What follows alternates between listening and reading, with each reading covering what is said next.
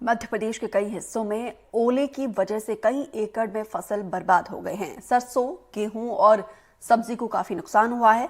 किसानों के मुआवजे का मुद्दा विधानसभा में भी गूंजा है, लेकिन हर साल की तरह इस साल भी किसान मुआवजे के इंतजार में हैं।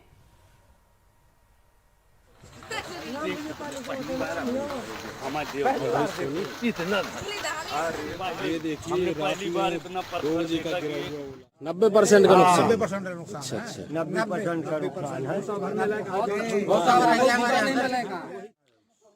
मझगवा, चित्रकूट जैसे इलाकों में ओले सफेद चादरों की तरह बिछे हैं। शिव कुमार जैसे कई किसान बुरी तरह परेशान हैं। चना, मटर, सरसों और गेहूं सब ओले ने बर्बाद कर दिया।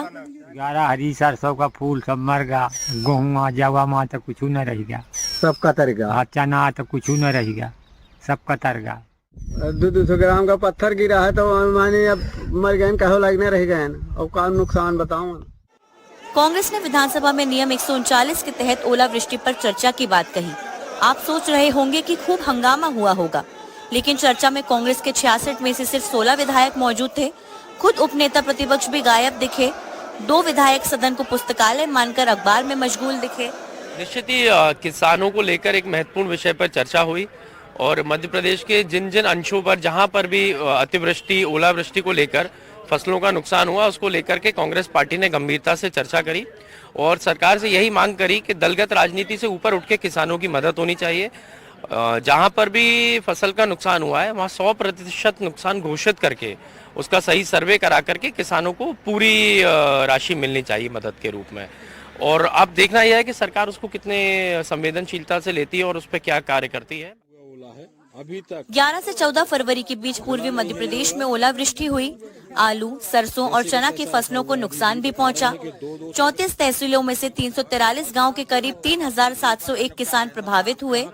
बालाघाट, कटनी, नरसिंहपुर, सिवनी, डिंडौरी, मंडला, सतना, सिंगरौली, पन्ना, अनूपपुर और छतरपुर जिले प्रभावित हुए। 2023-24 में ओलावृष्टि प्रभावितों को 121 करोड़ रुपए भी मिले। सरकार ने जिले के कलेक्टरों को मुआवजा देने के लिए सर्वे के निर्देश भी दिए हैं। आज तक जितने भी किसानों पे यातनाएं प्राकृतिक हुई या सरकारी हुई, इस सरकार ने बातें की, भाषण किए, पर किसानों को राहत नहीं दी। एक ऐसा पक्ष जो किसान के हित में इस बीजेपी की सरकार ने, वो चाहे शिवराज जी की हो, चाहे मोहन भैया की हो, मोहन यादव जी की हो, एक भी कभी किसानों के हित की बात ये कर ही नहीं सकते, इनके व्यवहार में नहीं है। हमेशा से भारतीय जनता पार्टी का रुख हमेशा सकारात्मक और संवेदनशील रहा है।